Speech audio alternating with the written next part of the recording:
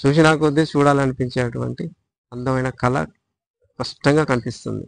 శారీరకంగా అందంగా ఉండి, మనసు కఠినంగా ఉండేటువంటి ఈ 2 రకాల అందమైన అమ్మాయిలలో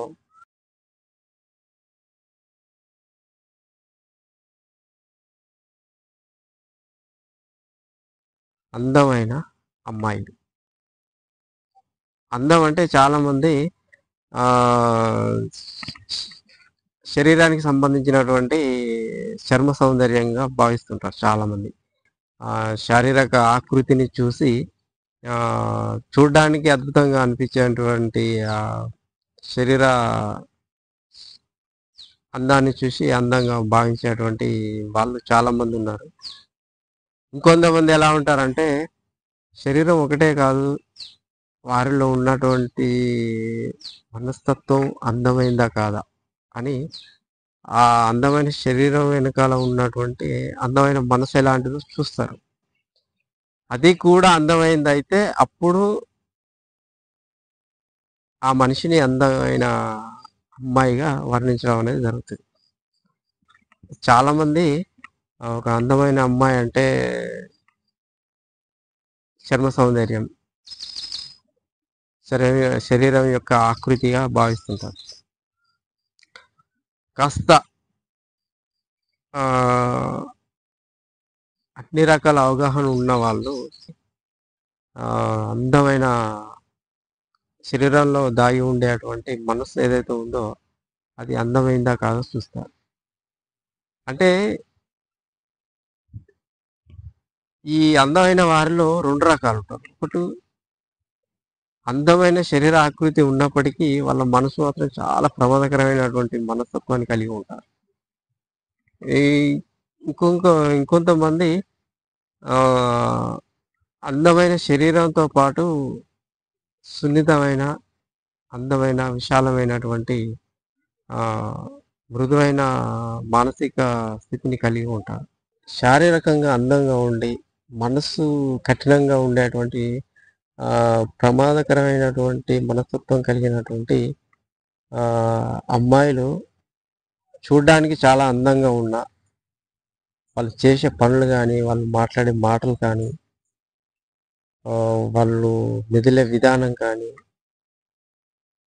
అంటే వాళ్ళ ప్రవర్తన కానీ చాలా కఠినంగా, ఘోరంగా, భయంకరంగా అనిపిస్తాయి. ఇది ఒక రకం.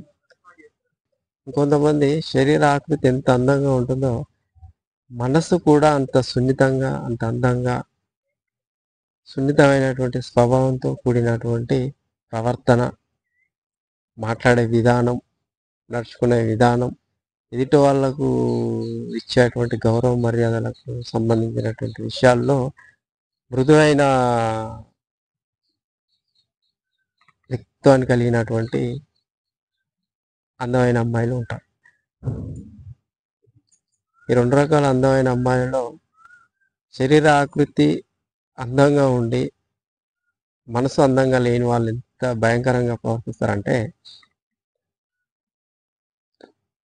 నేర స్వభావాలు అధికంగా ఉంటాయి. వారిలో అధికమైనటువంటి కోరికలు, వాళ్ళు అనుకున్నది కావాలనే, వాళ్ళు అనుకున్నది కావాలంటే ఏదైనా చేయడానికి కూడా సిద్ధపడి ఎదుటి వాళ్ళను వంచడం, హింసించడం, బాధలకు గురి చేయడం, ఎన్నో రకాల ఇబ్బందులు పెట్టడం, అవసరమైతే వాళ్ళు చేసేటువంటి తప్పులను కూడా ఎదుటి వాళ్ళపై తోసేసి వాళ్ళు తప్పించుకునేటువంటి భయంకరమైనటువంటి మనస్తత్వాన్ని కలిగి ఉంటారు. ఒకవేళ ఇలాంటి వాళ్ళు మ్యారేజ్ చేసుకున్న తర్వాత ఇంట్లో వీళ్ళ ద్వారా ఏర్పడేటువంటి పరిస్థితులు ఎంత భయంకరంగా ఉంటాయంటే, వీళ్ళు అనుకున్నది కావాలి. ఫస్ట్ నేను అందంగా ఉన్నాను, నన్ను ఖచ్చితంగా మీరు అప్రిషియేట్ చేయాలి, అంటే మెచ్చుకోవాలి. నా అందం వల్లే, నా అందం నీకు సొంతం అవుతుంది కాబట్టి నువ్వు నాకు దాసోహం అయి ఉండాలి, నేను ఏది అడిగితే అది చేయాలి, ఇలాంటి అందం ఎక్కడ దొరకదు, అలాంటి అందాన్ని నీకు దారదత్తం చేస్తున్నాను కాబట్టి నువ్వు ప్రతి విషయంలోనూ నాకు లొంగిపోయి ఉండాలి, నా ఆధ్వర్యంలో ఉండాలి, అన్ని అధికారాలు నా చేతుల్లోనే ఉండాలి, ప్రతి విషయంలోనూ నా పెత్తనమే నడవాలి, నా మాటే నెగ్గాలి. ఇలాంటి భయంకరమైనటువంటి తత్వాన్ని కలిగి ఉంటారు వీళ్ళు. సింపుల్గా చెప్పాలంటే ఒక ముళ్ళును గుచ్చితే ఎలా నొప్పిగా ఉంటుందో ఇలాంటి వాళ్ళని చూస్తే మనసుకు అలాంటి అనుభూతి కలుగుతుంది. అంత భయంకరంగా ఉంటారు వీళ్ళు.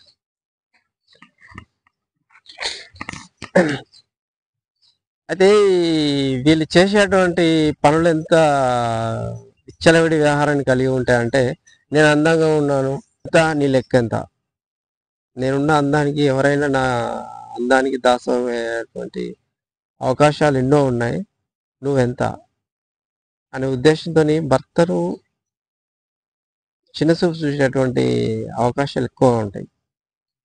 ఇంకొకటి ఏంటంటే వీళ్ళ ఇంట్లో ఆ అమ్మాయి మెదిలే ఇంట్లో తన చుట్టూ ఉండేటువంటి మనుషుల్ని ప్రతి విషయంలోనూ తనతో పోల్చుతూ వాళ్ళలో ఏ లోపం ఉన్నా వాళ్ళని అవమానిస్తూ చిన్నచూపు చూస్తూ ఎన్నో రకాల ఇబ్బందులు పెడుతూ మానసికంగా నరకం చూపించేటువంటి అవకాశాలు అధికంగా ఉంటాయి. ఇది శరీర ఆకృతి అందంగా ఉన్న వాళ్ళు, మానసిక స్థితి ప్రమాదకరంగా ఉన్నటువంటి అందమైన అమ్మాయిల యొక్క విధానం, పద్ధతి.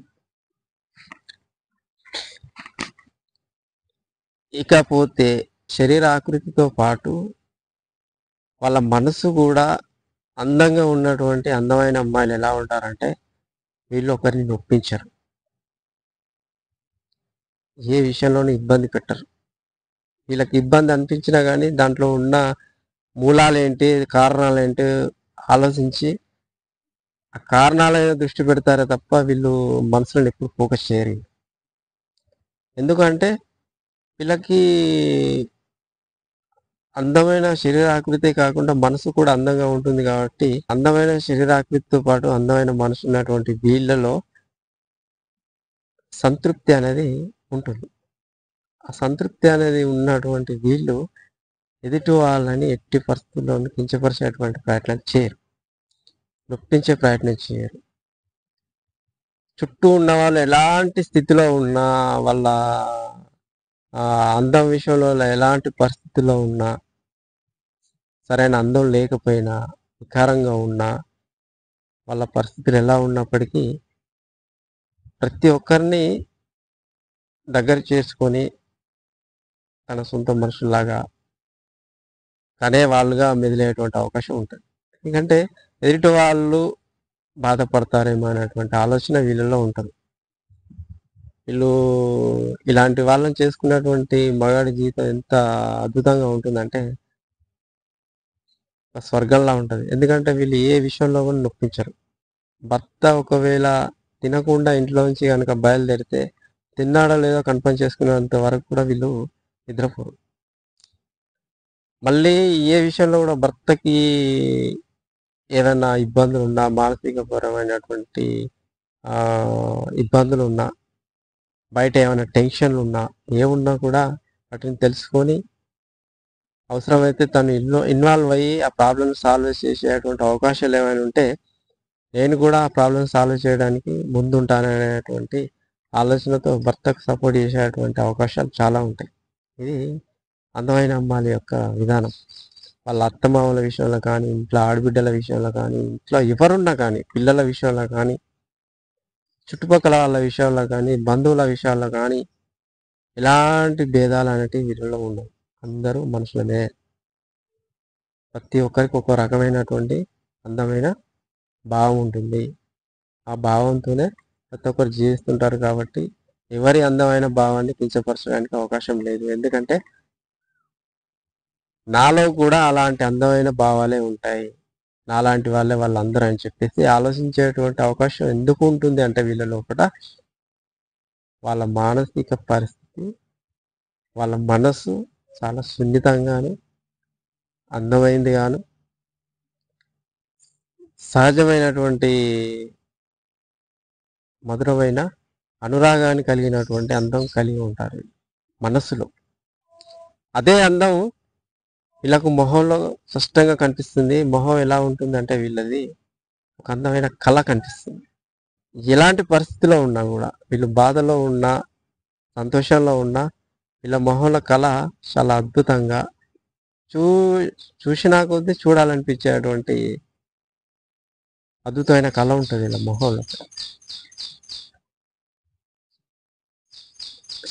అందమైన శరీరాకృతి ఉండి, అందమైన మనసు లేనటువంటి అందమైన అమ్మాయిలకి, శరీరాకృతి అందంగా ఉండి, అందమైన మనసు కలిగినటువంటి అందమైన అమ్మాయిలకు మధ్యలో తేడా ఏంది అంటే మొహంలో కళ. అందంగా ఉన్నప్పటికీ మనసు అందంగా లేనటువంటి అమ్మాయిలను చూడగానే ఒక సూదిలాగా గుచ్చితే నొప్పి ఎలా ఉంటుందో అలాంటి ఆ భావాలు మొహంలో కనిపిస్తుంటాయి. అంటే అంత కఠినంగా ఉంటాయి వాళ్ళ మొహం. శరీరం అందంగానే ఉంటుంది, వాళ్ళ మొహం అందంగానే ఉంటుంది, కానీ మొహంలో కళ ఉండదు. ఇక ఈ అందమైన అమ్మాయి, అందమైన మనస్తత్వం కలిగినటువంటి అందమైన అమ్మాయిలు ఎలా ఉంటారంటే చూడగానే ఇంకా చూడాలనిపించేటువంటి సున్నితమైన స్వభావం కలిగిన భావాలు నిండుగా ఉండి చాలా స్పష్టంగా సున్నితంగా కనిపించేటువంటి అందమైన కళ మొహంలో ఉంటుంది. అందమైన కళ మొహంలో కనిపిస్తుంది అనమాట. సో వీళ్ళకి వాళ్ళకు ఉండే తేడా అనమాట.